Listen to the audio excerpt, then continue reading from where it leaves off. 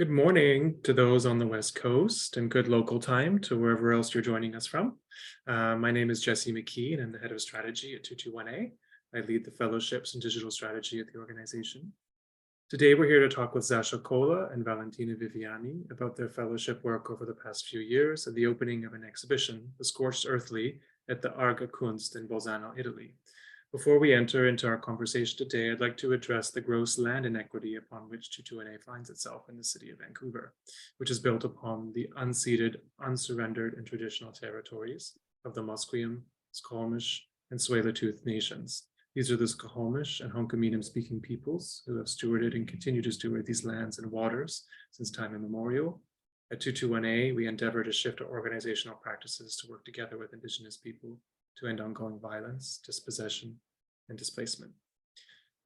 On this subject, Zasha's project, The Scorched Earthly, considers the use of the scorched earth policy and the many forms as military maneuver has taken up and until the present, in terrains largely described as either unceded or ungovernable. The highlands of northeastern India and Myanmar, known as Zomia, and the lands of Indigenous people, especially the unceded territories in what's called British Columbia, bear oral folklore that describe routine scorched earth interventions. Zasha's research accentuates poetic voices and artistic actions from these terrains, connected by their bearing of scorched earth maneuvers. I'd like to share a bit about our speakers today. Zasha Colah co-founded the research collaborative Black Reich in Tunasang in Nagaland in 2007, and she's worked as a curator of modern Indian art at the CSMVS Museum in Mumbai from 2009 to 11. She co-founded the curatorial collaborative and Union of Artists and Art Space Clark House Initiative in Bombay, under which she curated projects collaboratively with Sumesh Sharma from 2010 to 2015. She's currently a professor at the Nuova Accademia di Belle Arti in Milan and co-artistic director of the Kunst in Bolzano. Her writing and curatorial research turn around contemporary art in Indo-Burma since the late 1980s. Zasha has curated Body Luggage at the Kunsthaus Graz in 2016, I Love You Sugarcane, ICIAO at Mauritius in 2016. She co-curated with Luca Ceriza a solo show of Prabhakar Papachut at the National Gallery of Modern Art in Mumbai in 2016.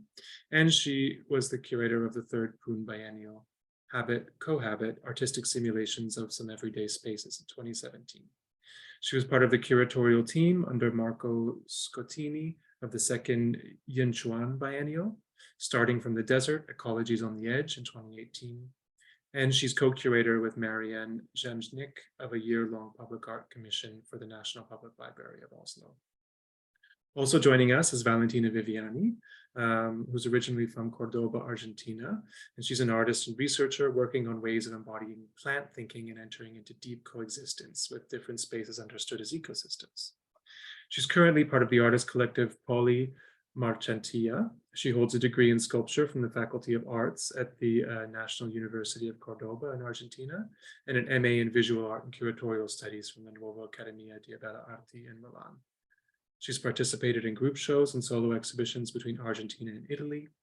She was an artist in residence in La Sala Quehabito in the historic town hall of Cordoba with the work of Lo Material no sujeta nada, The Material Doesn't Hold Anything, from 2017 to 2018. She participated with Poli Marchantia in the in situ residency program in Militello in Val di Cantina in Italy, with the work of Quali Voci, Quali Corpi, Quali Story, Which Voices, Which Bodies, Which Stories, in Cizia del Purgatorio. Poli Marchantia recently participated in group exhibitions, including The Scorched Earthly, a sit-in with The Missing Forest, a collective performance walk at the Kunst in Bolzano. As a researcher, Valentina has collaborated in different curatorial and editorial projects. She co-curated Extraneous exhibition in Exile Gallery for the Curated By Festival in Vienna in 2022. Currently, she teaches in the Master of Mater Matuta in Cantina as an MA in Curatorial Practice and Contemporary Philosophy of the Mediterranean. The first imaginings of this research project took place during the deep quarantine times of the pandemic when most of us were working, raising kids, and confined at home. The project was interrupted by the military coup in Burma, Myanmar, and needed time to reorient to this new reality. In 221A, we've continued to be supportive throughout the speed bumps and blocks in the path. We've been so glad to see the project take shape as its current exhibition in Bolzano, which will travel later this year to Milan. And finally, the exhibition's audio archive and several works in it will find a permanent home in 221A's collection in our library, which will open later this year at 825 Pacific. A big thank you and heartfelt warm gratitude to Zasha and Valentina for stewarding this bold work through many challenges, and congratulations on opening the Scorched Earthly last month. I'll hand the Zoom windows over to you briefly. Just one more thing, just about our fellows at 221A. Since 2017, 221A has worked with 14 fellows to conduct research over extended periods of time. Each fellow receives a living wage stipend and production support to lead projects for potential social, cultural, and ecological infrastructure.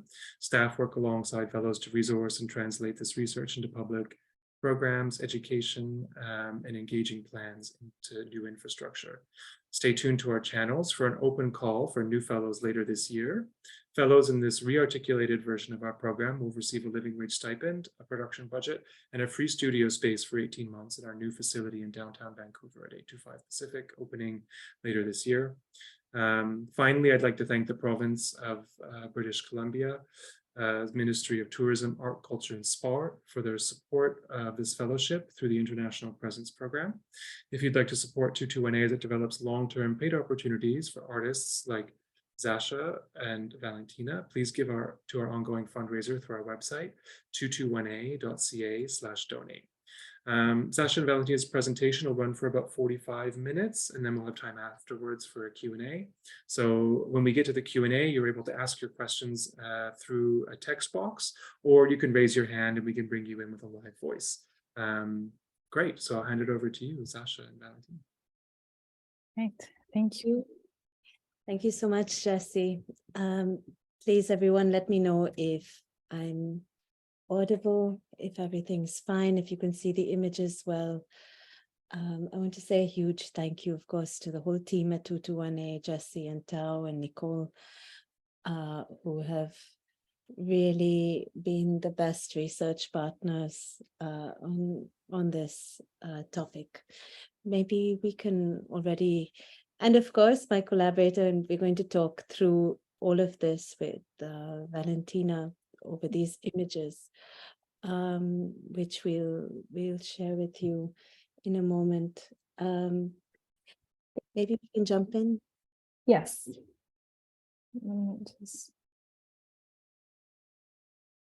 Please do feel free to raise your hand. As Jesse mentioned, it would be great to, if this turns into a conversation, that's absolutely welcome.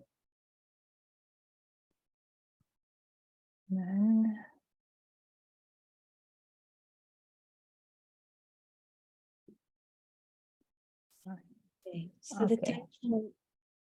the title came up also because we were thinking through this idea of 221A and infrastructure, and looking at a different idea of infrastructure, spiritual infrastructures, also infrastructures of solidarity, and also infrastructures of protest.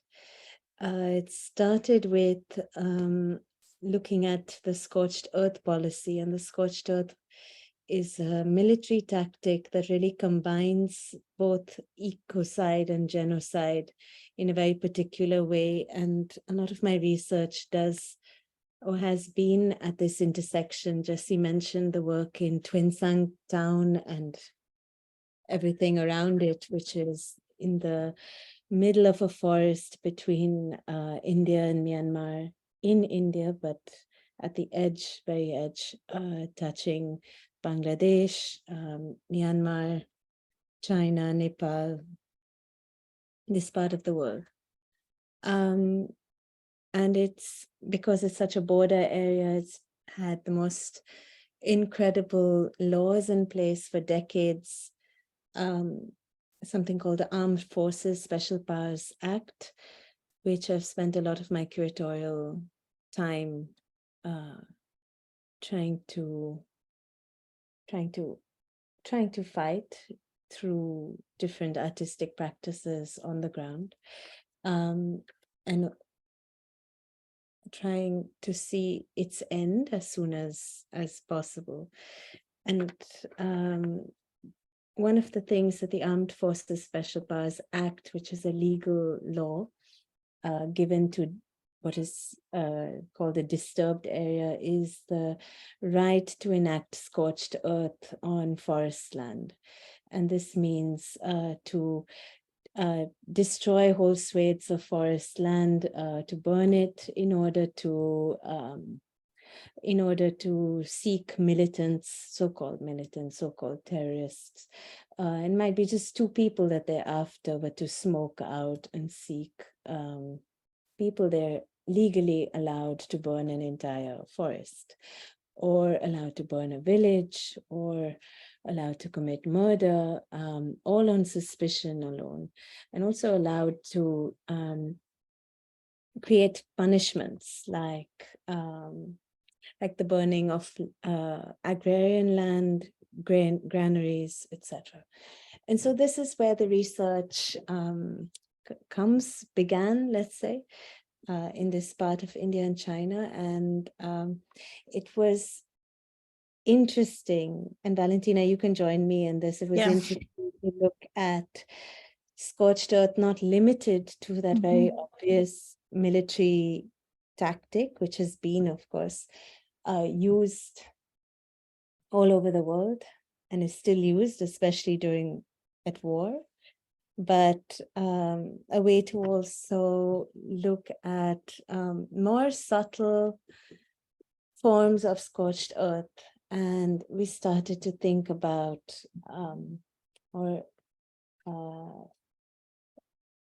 different protest sites and how certain kinds of scorched earth policy are being enacted there too.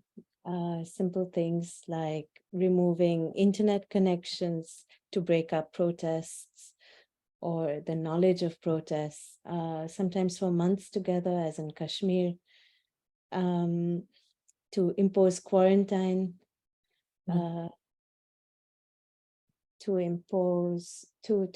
to destroy public bathrooms. This is something we're discussing quite a bit as, again, a very subtle form.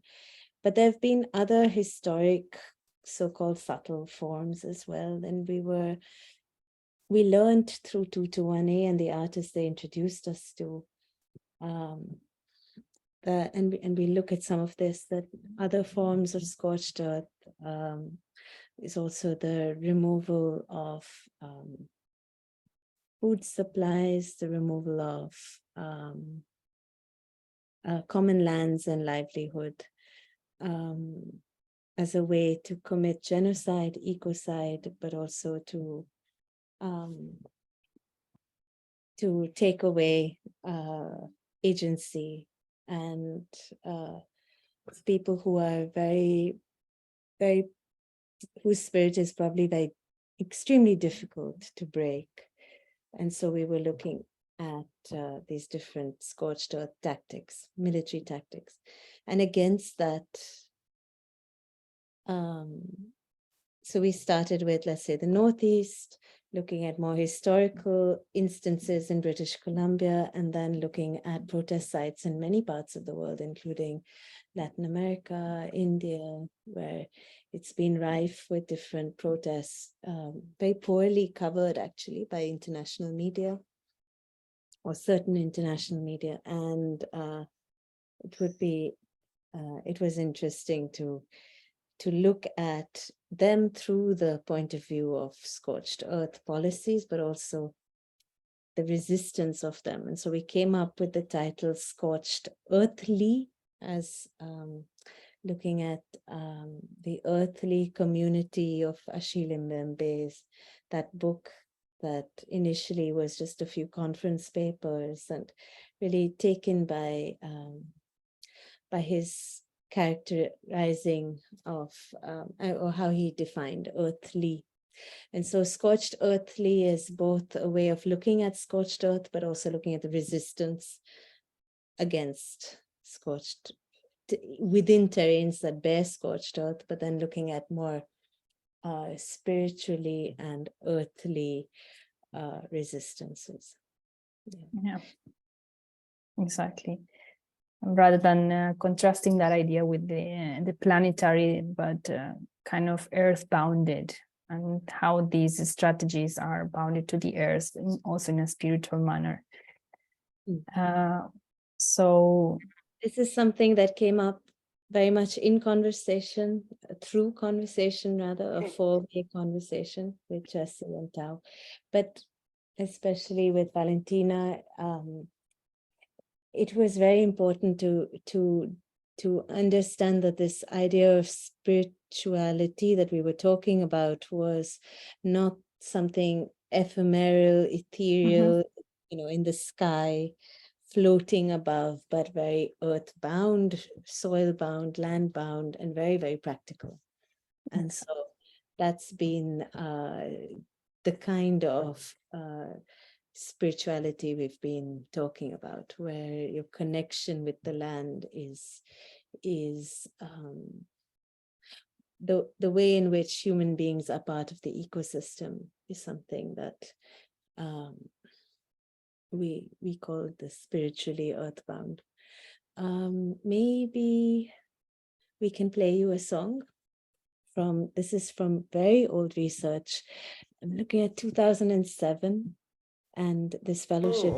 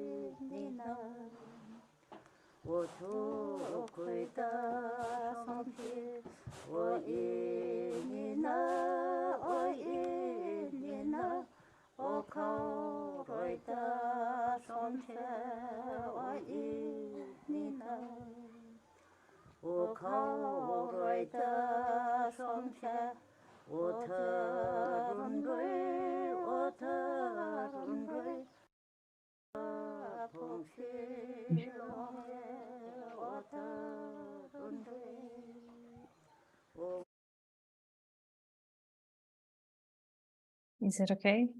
I mean, this is one of the first things we started to think of a story that carries on the idea of the scorched earth, since these two women singing the story about how rich this village, Nanga village, was, and then how the government came and burned the granaries filled with rice, and how it burned for days and days. And then people from the village know that if there is this saying that if you go into the kitchen and see the smoke, people say, oh, your smoke is like the smoke of Nanga village. So it has become a sort of an imagery of the area, of these scorched earth tactics being practiced. And also, as Sasha was saying, the idea of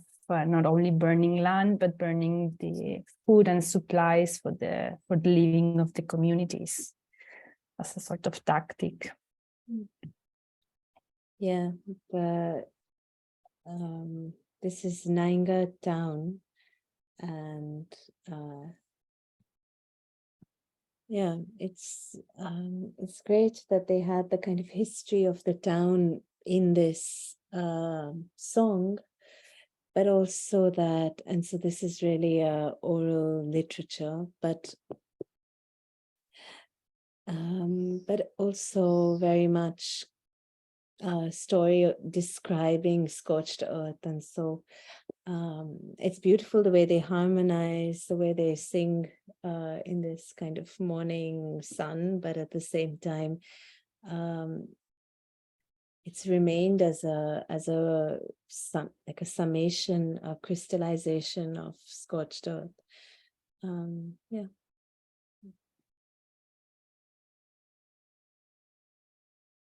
And so it was interesting to go from this area in Zomia in the northeast of India and touching Myanmar at the border, really, to this. These are, I think, images that are quite well, I mean, they're quite in common, right? They're common copyright, but it's also been a research of Sol, one of the artists we met through 221A. And do we have a recording of him about these? Let me just its full volume.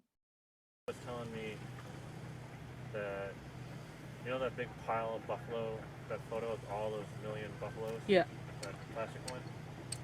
Did you know that they actually ground all those up and they turned it into gunpowder? Holy And then they used it in World War I. That's crazy. And like Canada and America were shipping bullets over there. Yeah. So, I mean, alongside the genocide of a people, the extermination, we were looking at these images as scorched earth tactics, if you like, which are the mass killing of these buffalo, which are, of course, a way to break the whole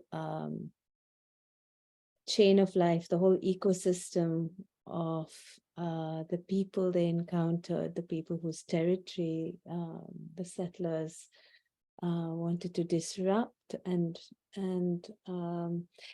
not just in terms of food source, but in terms of their whole way of life, we understood was so connected to the buffalo, spiritually also connected to the buffalo.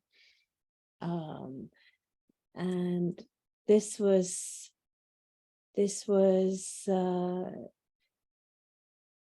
it's a remarkable image, and even though it's not talking about a burning, it's talking about artificially created hunger, artificially created scarcity. We were interested in what we gain if we think about this through the idea of scorched earth and a military tactic.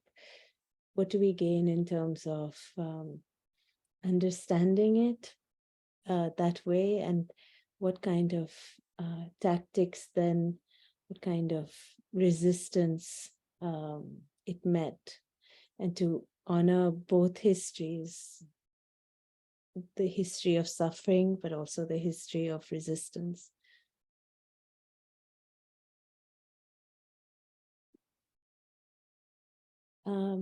So yeah, in a kind of mosaic, this goes back to the northeast, not exactly Nainga village, but not very far. We're back in Ukhrul, which is the hill areas of Manipur, but these are Naga hills, even if it's in present day Manipur, a small state within India. And this is sorceress Gaidenliu, as she liked to call herself, and was very, very interested in the number of names this lady, this person has had. So she was called a sorceress by the British colonizers, but she also gave herself this title of the priestess, kind of spiritual political leader, and was quite happy to have this magical title. And in a way, it was self-fabulation, if you like, about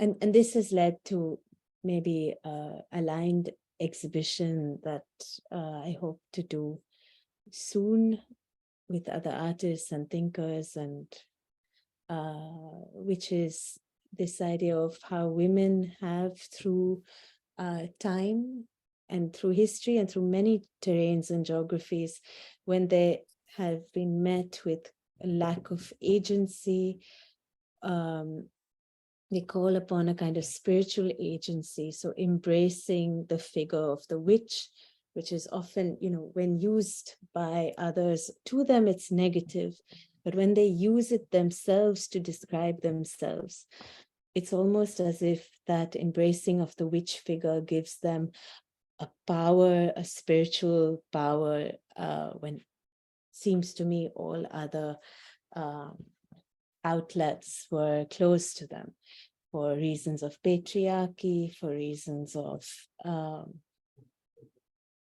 political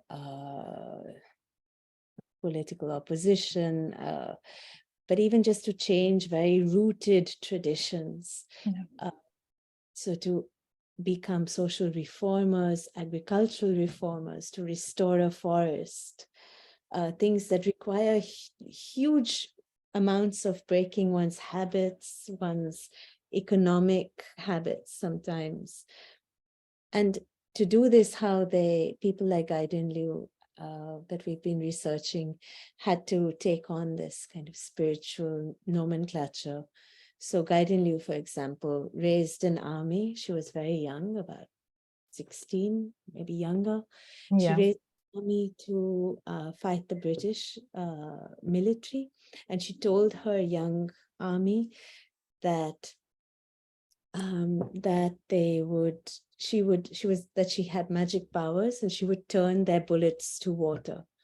In fact, they won that battle, and it's recorded, and it's not known exactly how, but she used this kind of spiritual, magical agency to get what she wanted. And what we were very interested in was the notebooks that were confiscated. So when the British Army finally capture her and confiscate all her things, she told her people, the Hereka, this religion that she formed with her cousin, she told them that the reading of the script is freedom, is the road to Henuangram of freedom.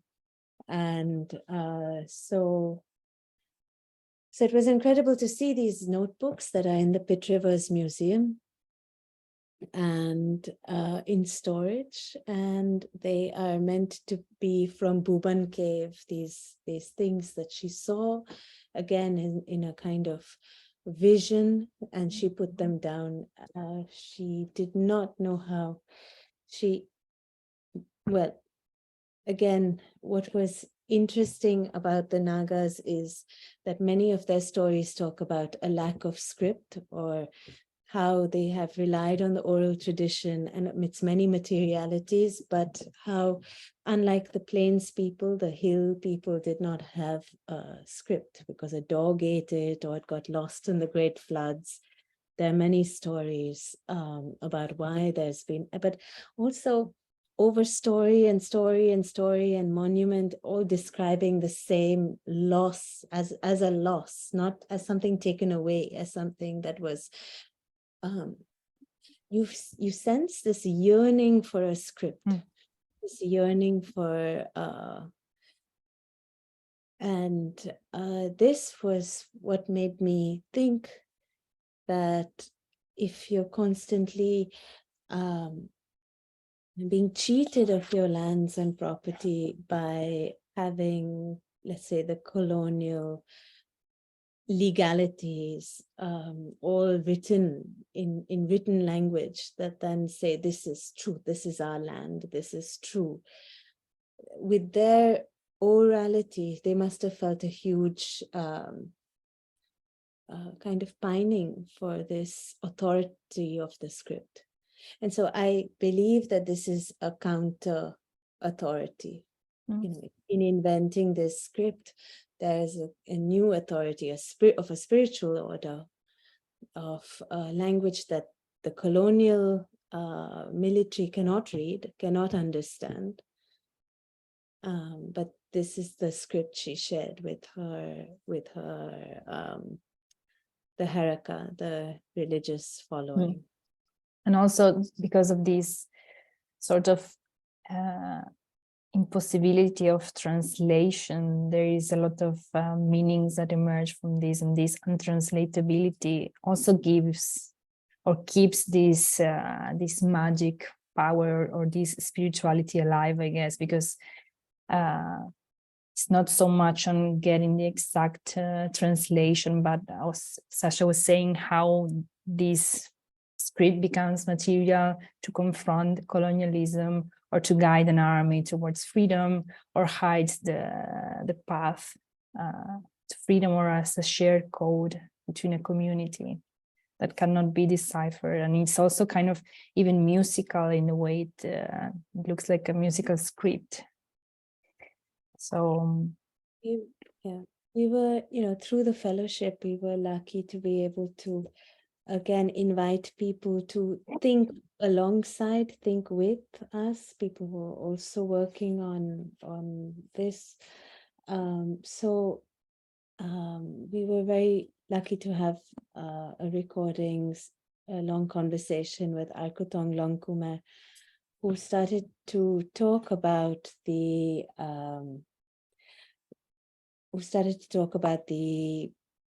songs, was it? Certain untranslatable songs that he had captured or recorded. And we found this fascinating, and it was just led to a lot of discussion on what you're saying about translation. And transmission. How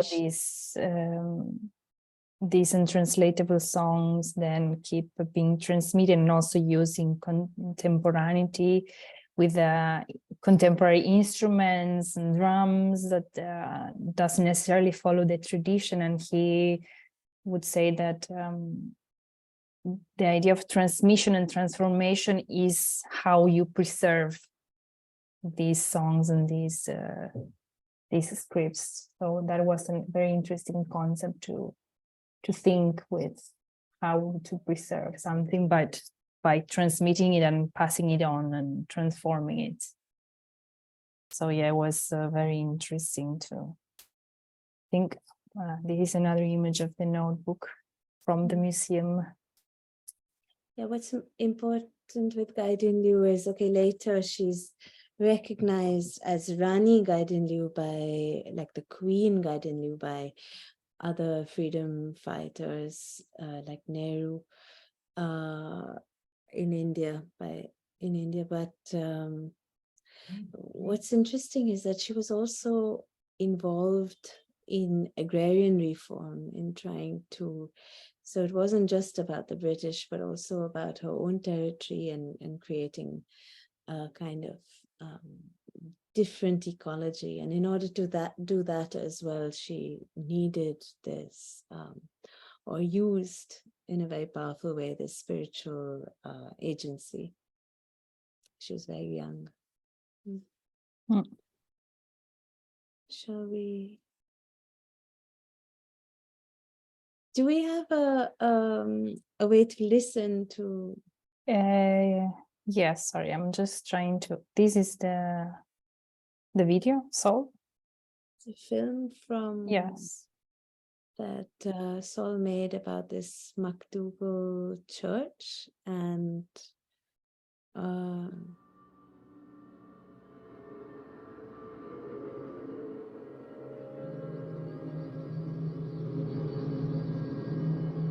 it was built in 1875.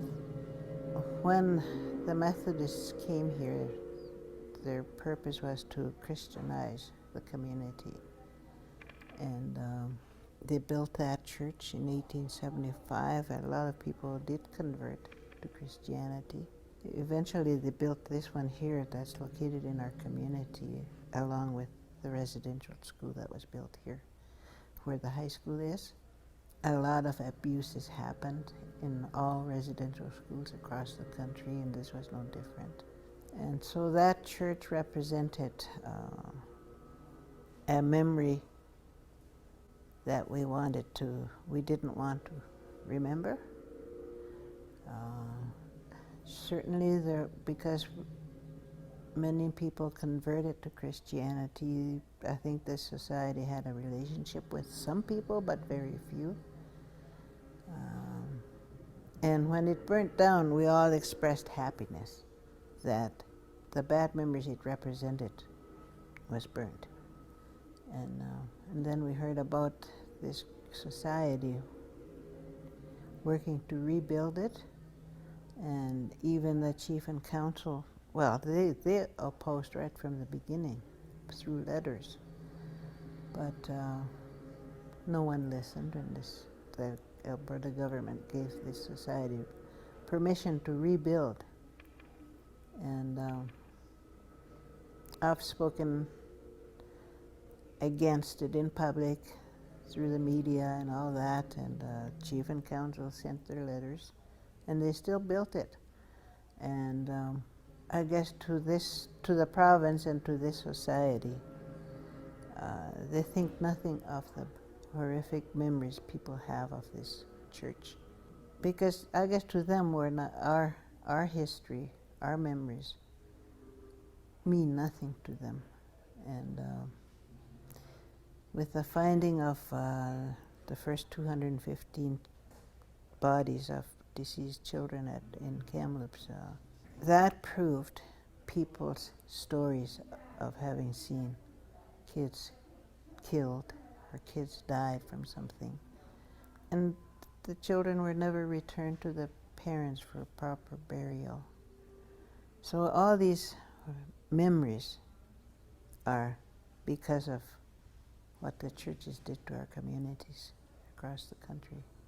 I guess I got angry when I saw the church being rebuilt, and I've heard people in the community say, burn it down again. And I was hoping maybe lightning will strike it, hopefully, but it didn't yet.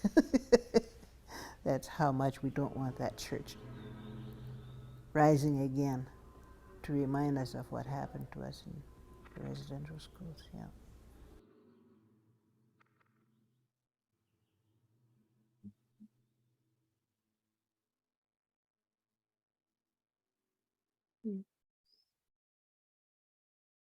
Mm.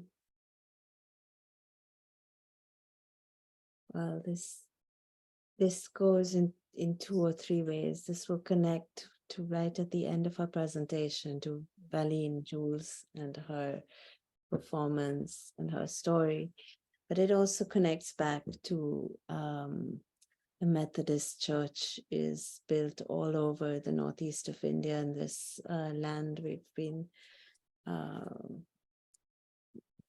putting in a kind of mosaic or patchwork. And so when people in parts of India and Myanmar were when they converted, what was interesting about that conversion is that they had to burn everything.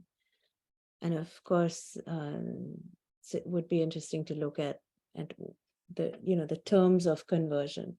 So yes, you might receive medicine or medical care or education or something like this, but the price was that you had to burn all your clothing, and you'll see why in like later slides, what like other because it seemed like a whole worldview had to be dismantled.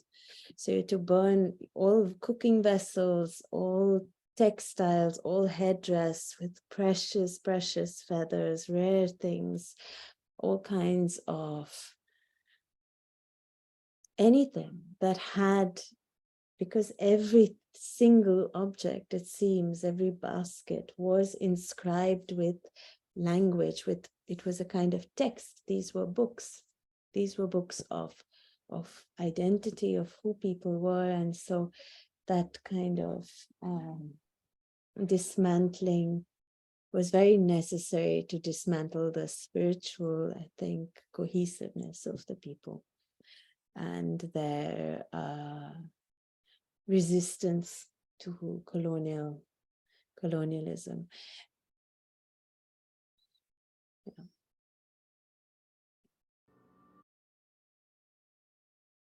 So that's the kind of Luingamla Kashan is again something that comes from the northeast of India, from Manipur again, so the same Naga Hills. But all these designs that look very geometric, there's a complete amnesia among the weavers of what they actually mean, what they stood for, what significance. Some things are remembered, like the comb formation is for women, this is for a married woman, this is for, those kind of insignia still remembered. Many things are forgotten. And so there's also been, it's been a way, there's an act of remembering, piecing together these geometric insignia into new stories that are also going to speak of contemporary military aggressions. So this one, that's an enormous shawl, tells the story of a woman called Luingamla and how she was sexually abused by two military soldiers, and how she struggled, and how they then shot her in the head in the middle of the day, in the middle of the afternoon, with all the villagers around. Just most had gone to practice for Independence Day celebrations to be yeah, that's why they were all not around her. She had stayed back to weave, and she was at her weaving hand loom when this happened. But there was students communities and women's communities who picked up this case, even though it was under a territory of the Armed Forces Special Powers Act, which means that these cases can never be tried in a normal court. They can only go to a military court. And of course, if you're accusing the military, who have special powers, so cannot be accused even of rape, it's very unlikely that a case like this would ever come to court. So and so yet they collected evidence, it went to court, and when they won the case, which meant nothing really, the two military officers were just transferred to another space. But for the community, it has meant a huge deal. This happened in 1986, and the case was won in 1990. The villagers went through an immense struggle. But what was really incredible was the symbolic aspect of winning a court case. And so this geometric pattern tells that story of the girl's spirit, these dotted lines, the many times, each time that they went to court, the eyewitnesses, you see the kind of relay of witness testimonies. Yeah. Spirit, the times they went to court, and then something like one of her neighbors, also weaver, daughter of a storyteller, and she did this design of the keshan, and then many women started to ask for the keshan and copy that design, and then they wrote many poems and songs about her story, and we will hear one today. And then each year they meet and sing and remember her, and we can hear a bit of the song here.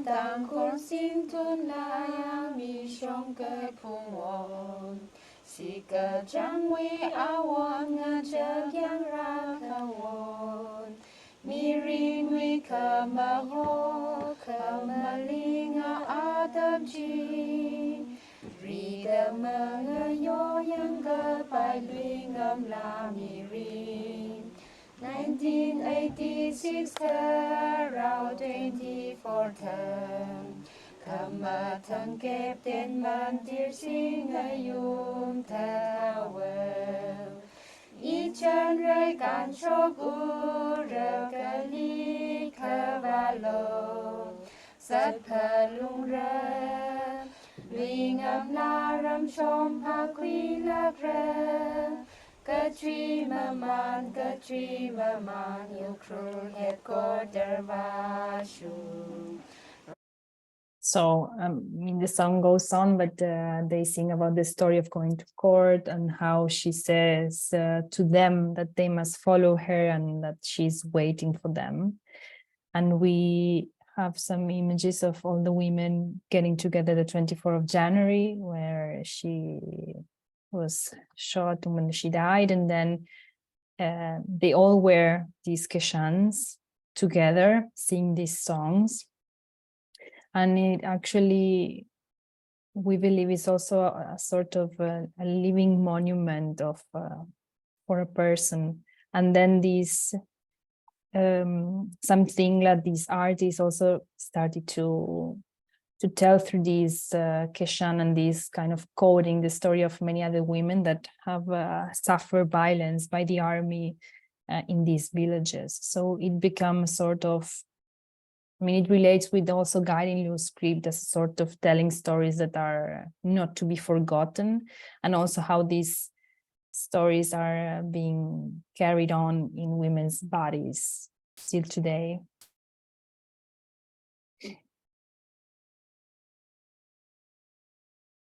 And then, as Sasha was saying, then we were looking at as forms of protest, as resistance. And this is one of the many protests that happened from 2019 to 2020, called Shaheen Bagh. And this is a picture you've taken, Sasha, if I'm not wrong. Yeah, it was a 100-day protest. 100 days protest. It was also a taking over of a highway. It's actually a national highway. But then everywhere that the protests continued in other cities, and it was all over India, they called it Shaheen Bagh, so they kept the same name.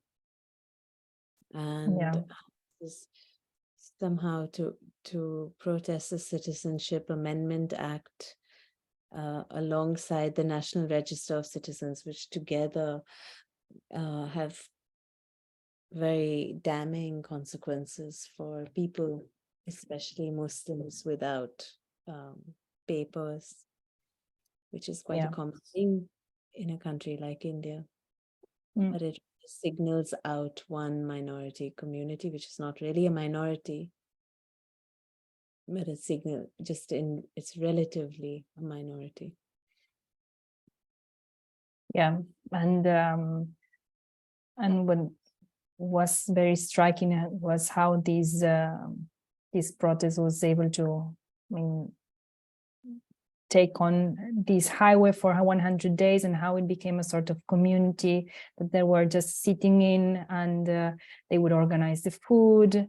There would be a library for kids, schools, so like a community that could continue and carry living, occupying that street, and how it became a sort of ecosystem on its own of resistance and peaceful protest.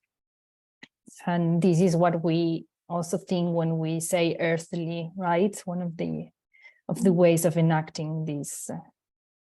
There was an incredible energy there. This is the work by Xavier Lopez, member of Clark House Initiative, and she had made this kind of receipts where she went to different people at different protests, so the farmers' protest or the Shaheen Bagh, and asked women to fill in their emotional labor.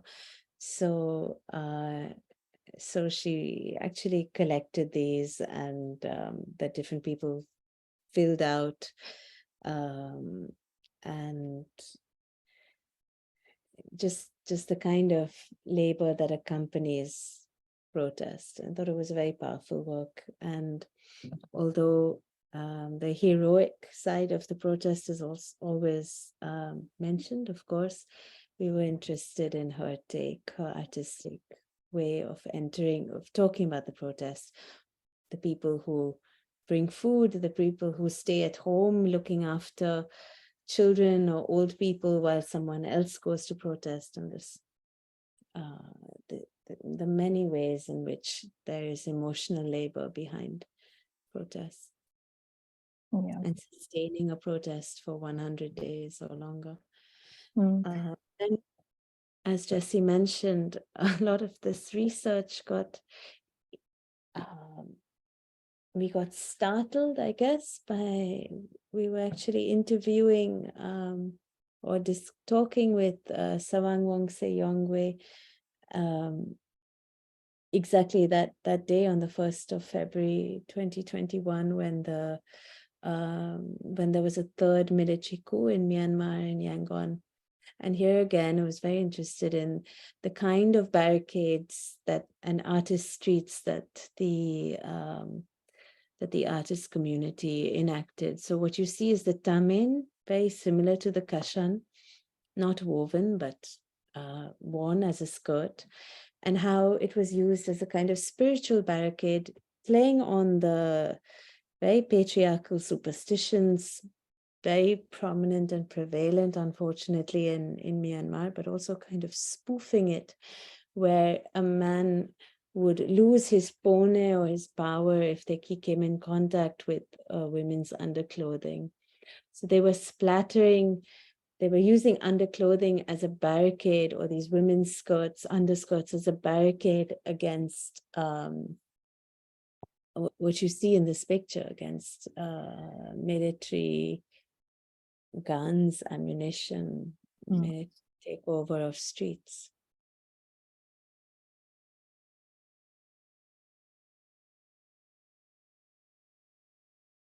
So this is the artist street in which performance artists were enacting queer weddings, all kinds of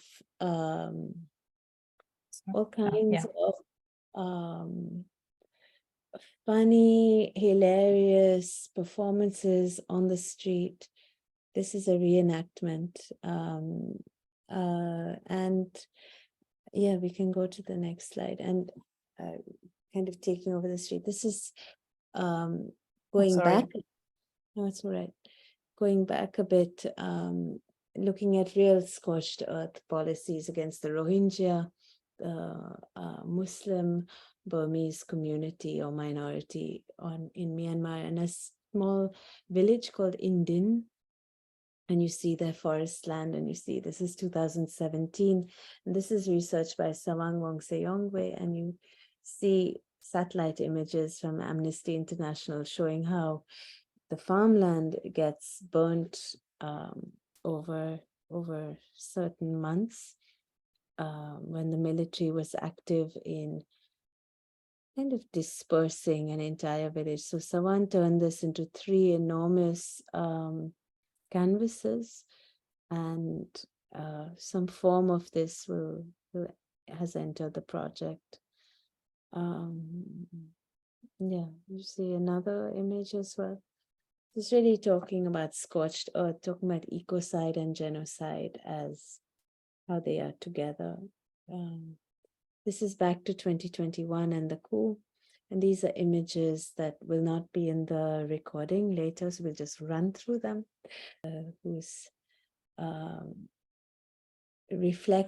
Who managed to escape. She's in exile with her child and her husband, and she's living in Paris, and so she came to the exhibition at Kunst and made an incredible performance with these stamps and wrote many numbers and made a film as well.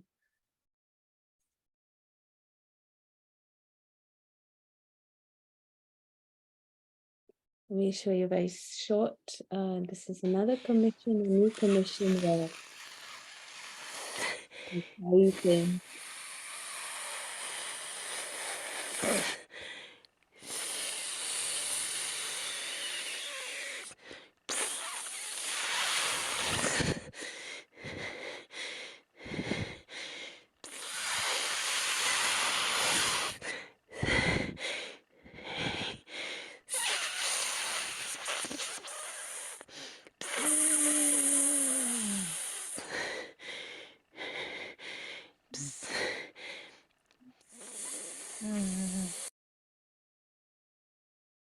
So Chawi is making a.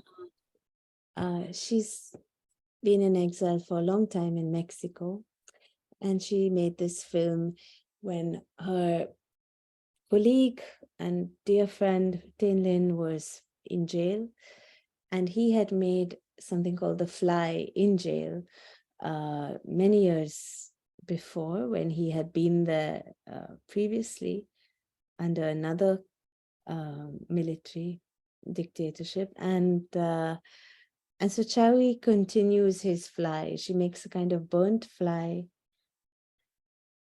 and she said, and Tin Lin was very much able to transform his work into humor while talking about the existential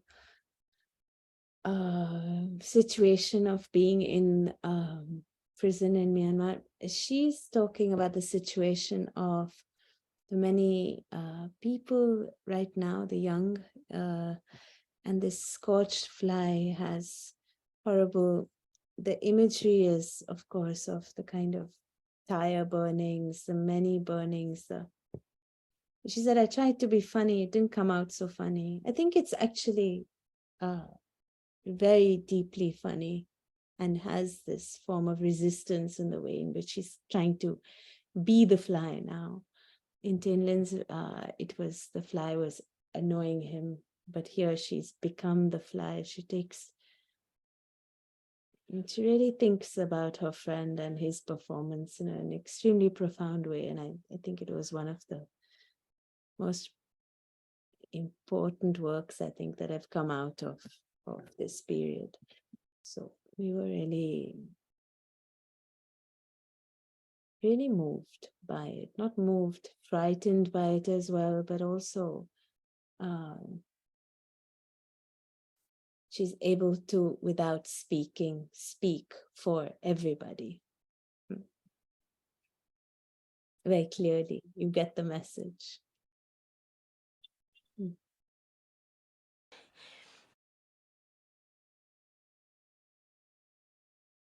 Yeah, and then I guess going back to these, or connecting to this idea of the spiritual figures as a sort of resistance, and the idea of spiritually earthbound, we come across Desmond, which is a great poet and storyteller, and he shares his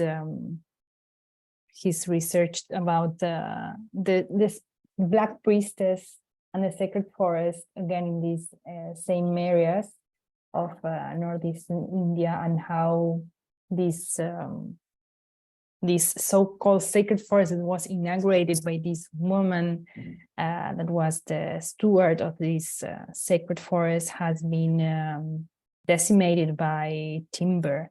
So he tells the story of the Black Priestess in a very beautiful story, and how she connected this liminal space, he would say, this threshold towards the sacred forest, which was an integral part of the life of the community, and how now it disappeared, and then in the 60s, and then he goes back and connects with people who are trying to reforest this sacred forest, and how they also have to relearn the rituals to plant the saplings and to bring back this very important part of the community. So we have You know, these they may be, the references may images also of how people are reforesting through the land while also singing, and also how these songs become an integral part of the activity and the rituality of bringing back the forest. And then this is the sound very quickly we can hear.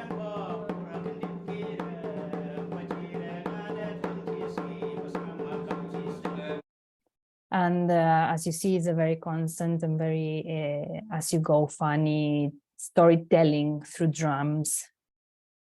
And then we also wanted to look to the Chipko movement, which may be very well known and have reverberated internationally. And these women that would hug trees as a pacific protest in the Indian Himalayas in the 70s. And here is where also my research extends the thread to Argentina and to contemporary forms of Scorched Earthly, which is also deforestation. And I looked at the choreographies of these bodies hugging trees and this connection with the sacrality of the forest as part of their livelihood and sustain, and also part of the cosmogony. And I looked at these protests that happen in a very different context, in a city in South America, in a place where more than 90% of the forest, native forest, is gone, and how the body of these protesters sort of embody the missing forest. So our body tells the story of the forest that is no more. And in this thread, we also started to think about a performance that became part of the exhibition. And you use the idea, this phrase that I just love, of body memory. Can you? Yeah, this idea of how a body that remembers, and the idea of muscle memory, because I connect these bodily positions, these choreographies of the body, as a sort of memory that is not intellectual, but comes from the muscle memory, let's say, of a body remembering, the life of a forest, for example, and how that also bounds us earthly and spiritually with the forest. So kind of trying to establish through this muscle memory that connection. And yes, so kind of taking these sorts of, as we saw the codes of guiding loops, notebooks, or the codes in the Keshans, also to see these positions of the protesters, a sort of languages or words to put or to say something. And so we go to the exhibition that also took the form of a sit-in within another exhibition that was already taking place in Arge. And I don't know, Sasha, if you want to say something about how we decided to do the display. You can see the link maybe already with the barricades. Yeah. Before. Also, these are the shawls woven by Zamtingla, and themselves are cushions, but this idea of making it into a kind of tent reminds of Shaheen Bagh. We had some are to be seen from the top because they refer to a woman who hanged herself. So the first one on the left is to be walked under, so that you really see this kind of embroidery that hangs loose. The last one is meant to be read more like a book, or on, so it's more flat. So this was a sound mosaicked with the shawl, and so we came upon this form of the sit-in and occupying of the museum and occupation of the exhibition through through sound and through this kind of form that had many references through the entire project. Yes. So as I was saying before, this was, I think the sort of sitting started with this performative walk, which was done by the collective I'm part of, and extend this thread with the Chipko movement, the deforestation in Argentina, but also speaking with the students and people from the area of Bolzano about this. Also the deforestation of or the change of the landscape in the area. We came together and we did this performative walk in which we embodied these different gestures of the protest along the city, and we were walking towards the gallery, sort of also interrupting in the street, and people would be joining us as we walked, and then we transverse the space of the exhibition, again this idea of the occupation of the space and as a sort of collective body. And then we have this moment of active listening of this sound arrangement that we work with an artist, Carlo Barbagallo. So all of these extracts that we have been listening about the different parts of the archive were built together, also kind of woven into a sound piece that was produced, and we inviting people to sit and listen to these stories in the space. Libretto of the different stories, yeah. So it also became a very inhabited space. Then we have also the lack of having Franz Xaver Agustin, which he was the director of the Getty Institute in Yangon for many years, and had known the artists participating in the performances and in the Lin Chao that you just saw the Fly video. So he did an incredible kind of introduction, let's say, to the complexities and the stories of the military coups and the story of Myanmar and the art scene there. So it was also a perfect, I would say, introduction to the following performance by Yadan Arwin and Colat, which are both also from Myanmar, now are living in Marseille as refugees, and this is their Crimson Conquest performance. Yeah, that kind of loss of identity, maybe.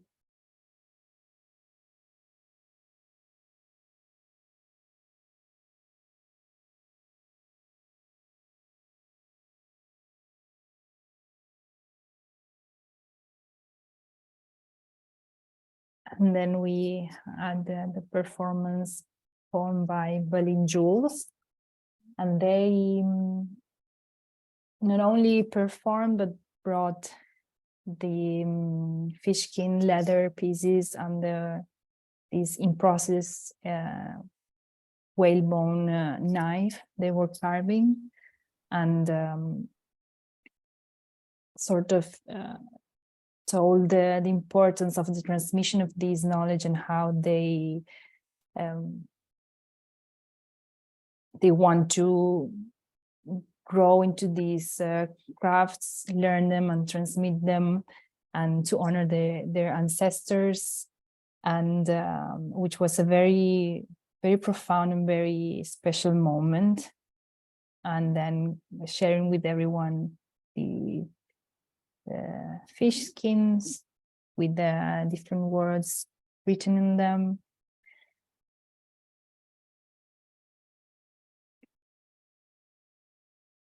And then we have a bit of one of their poems. I would like to acknowledge my gratitude for standing here alive, strictly from the resilience of my ancestors. My babies, thank you. Yes, relentless warriors. My babies, thank you. I would like to acknowledge the ancestors that are witnessing this mess. Huayat, Hashwayat, Myanmar, Yuthuifat, Kwasala, Somali. If the settlers missed our ancestors so much, they wouldn't dig our bones back up. I would like to acknowledge that every time I forget to ask about accessibility in a venue I am working at, I am actively excluding our disabled friends from this community. I would like to acknowledge any harm I have caused towards our trans beloveds, and the fact that I may not have known I caused harm is no excuse, because what I do know is I still have a lot of unlearning to do. I would like to acknowledge that Black Lives Matter. I would like to acknowledge that Black Lives Matter. I would like to acknowledge that Black Lives Matter. Black presence and Black excellence is forever. I would like to acknowledge the damage I am causing by continuing to speak the colonizer's language as if it has the words to speak truth, as if it has the words to hold you. Kukuatsa, Kwakwala, Talhtan, Hulkamitnam, Hankamitnam, Hulkamelam, Hinipiak, Putzmes, Ya Akuksutwa, Dang Di Kuya Dang, Waku Jolakai, Chukwa, Astum, Ani. I would like to acknowledge the decolonial love gifted to me by all the single mothers of color that I've had the honor of witnessing. I would like to acknowledge the poetic savagery gifted to me by all the youth on the streets that I've had the honor to meet. I would like to acknowledge me for all that I do and don't do, for the days that I fall and don't fall, and for the ways that I'm learning how to love and be loved.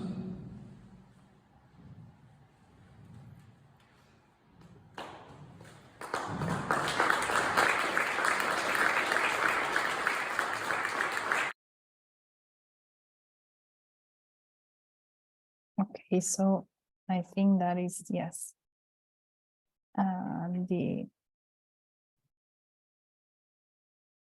The last part of our the day of the exhibition, and end with that beautiful poems. She said many. Mhm. Thank you. It was like 3 years of work in an hour, so thank you Yeah, for being so sorry. concise. But no, it all fits together like one beautiful picture. Thank you for that. I guess. Oh, sorry, I've got some noise. Can you still hear me all right? Yeah. I just have a question around the long duration of your research, especially in Nagaland. Zasha, you've been working with people from Nagaland and the land for about 15 years. Maybe you could just describe what first interested you in this territory and how your relationship to it and the people who live there has evolved over the years.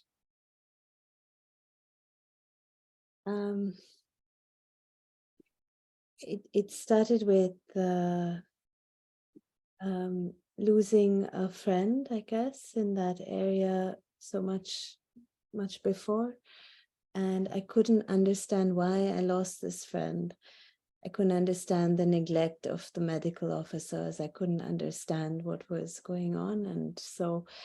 And I couldn't understand what it that there could be racism at that level, that kind of ubiquitous systemic racism. It's not something you witness it in a different way in the cities. It's more subtle. I was not accustomed to seeing so many guns, so much militarization.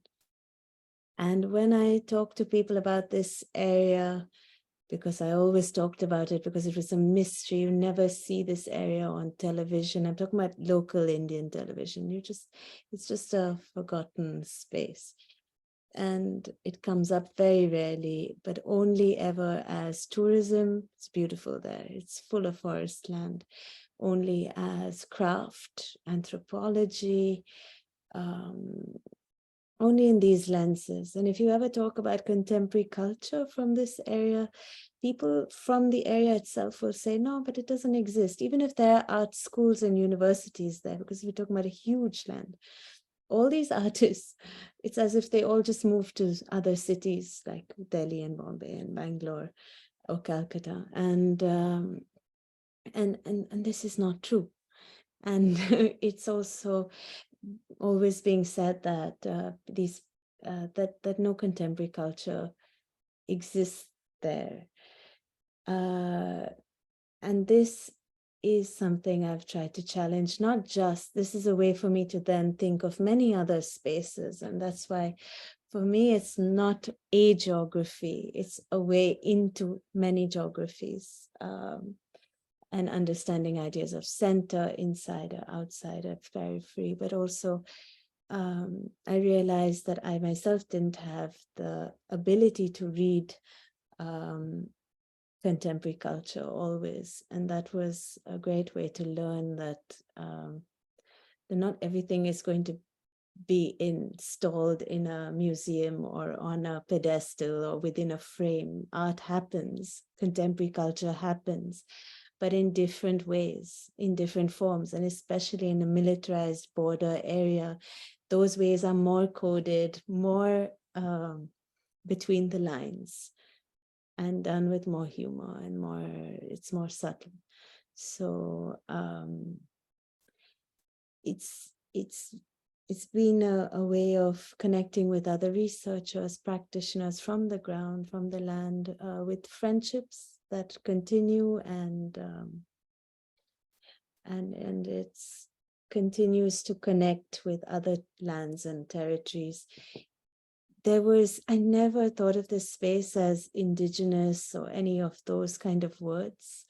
I didn't think of it in terms of ecology. I didn't think of it in terms of First Nation.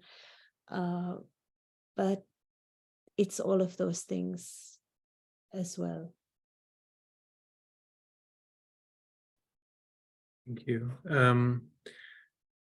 Since I know you've just started working in Bolzano, so it's a relatively new city for you, but what's the reception from the exhibition like, and the performances, and what kind of conversations did this work bring up in the context in Bolzano?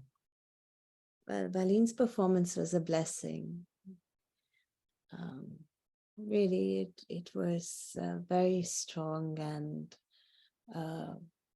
the same with Colat and Yadanar. What do you say, Valentina? Also, Valentina's performance was a blessing, bringing this strong missing forest that was created by so many people across the street, from the river to the museum, was really nothing short of a blessing. And I think the reception was so interested, so warm. I don't know if you felt it, Valentina, but because they too are a border area, have had a lot of history. It was a part of Austria, and only after the First World War did it change. So it was a way to speak about Ukraine, a way to speak about deforestation, a way to speak about many local histories. Yeah. the stories of the commons that also were, you know, taken from them and then, you know, turn into the turn into Italian citizens. But then there is also this idea of displacement. But I think there was a really genuine deepness in how people were listening to these, maybe not so heard stories from far away, but I think there's always the possibility through solidarity and through empathy to make certain connections and to I felt like a very deep listening from the community, which was very special, like an active, you know, listening, which was beautiful. And then, of course, more participative in some ways, but then in the Balin's performance and the listening of the archive would actually asks from people to be there listening, you know, not just talking in an exhibition. And that really happened. On that note, for those who are with us and listening, if you have any questions, please raise your hand and we can bring you with a live voice, or you can type in the Q&A box and I can read out your question. So the project is going to continue later this year in Milan. Have you had any thoughts about how it might evolve or develop? Because it's hard to imagine how this work could just be easily replicated in another space. It might take on another form or another life of its own in a new context. Yeah.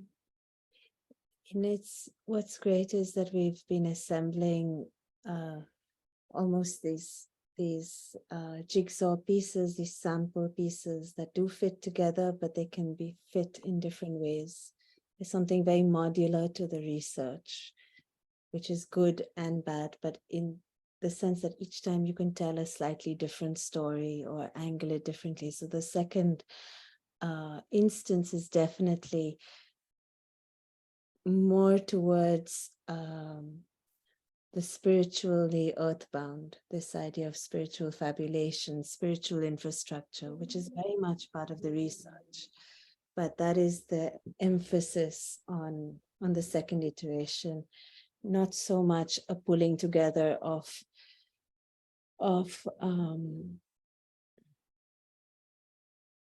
performers, let's say, which was the first of really, which was very much connected to prison, reenactment culture that is made within prisons where you can't see it, how those things transmit, and continue in ways. So reenactment, catastrophe, withdrawal, genocide, ecocide were very much part of the first. I think the second one will really be about concentrating on certain figures, individuals who took up struggle using these spiritually earthbound methods. If you were part, and many of us joined Valentina's performance, you could feel the energy of that earthbound spiritual breathing sense of it. So it was also there in the first. It's just about accentuation. So I also hope for a deepening each time of the research, that it continues. And new voices add. Yeah, do you want to say something? No, I agree with what you're saying, and that was the direction we were speaking, and that we see this archive as a sort of something that can enter in dialogue. Here it took the form of a sitting within an exhibition, which was very significant, as Sasha was saying, but then the other forms and dialogues you can take with other realities. And that's the strength of this, I guess. Yeah. I mean, the songs, they speak of violent moments, they speak of histories, but there's something healing in them. There's something vital that's worth passing down.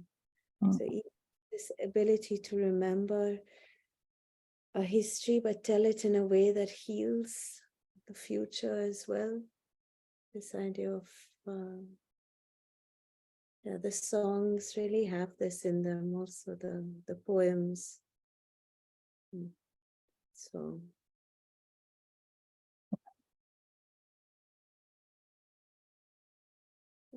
just we're so looking forward to receiving the archive of the project later this year. For those in Vancouver, check us out at 825 Pacific sometime in the fall or winter. And we hope to have a display of this work to share with an audience here. And yeah, we'll have to think how to include the audio too, because that's always interesting in a library context. But yeah, we can talk more about that down the road. Thank you, Zasha. Thank you, Valentina, for your time this evening and for the project. Everyone. It's feeling a lot of FOMO, but we're very happy that Valine could join you over there for now. And good luck getting ready for Milan. And we'll speak soon. Thank you. Thank you. Thank you for everyone that was listening. Ciao. Bye-bye. Bye.